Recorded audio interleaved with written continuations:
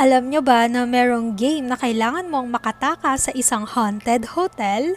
Yes, and this is the Hotel 626.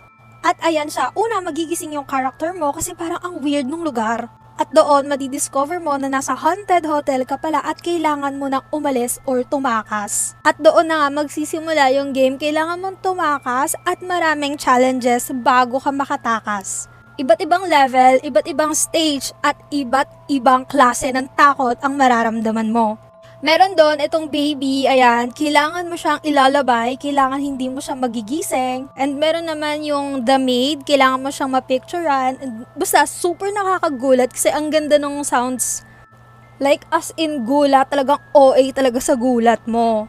Basta iba't ibang multo muna yung makakasalubong mo, makakasalamuha mo bago ka lumabas ng hotel, bago ka makalabas. At yung pinakahuli, kapag nakalabas ka na sa hotel, pag nandun ka na sa car mo, meron ka pa rin kasunod na multo, nakakatakot. At alam nyo ba na hindi nyo pwedeng malaro ito hanggat hindi 6 PM or hindi gabi. Hindi nyo ma-access yung website or basta hindi kayo makaka-enter, hindi nyo mabubuksan yung game hanggat hindi pa gabi. And bakit ko siya in-spoil sa inyo? Kasi wala na siya ngayon. 2011 pa nung nawala na itong Hotel 626.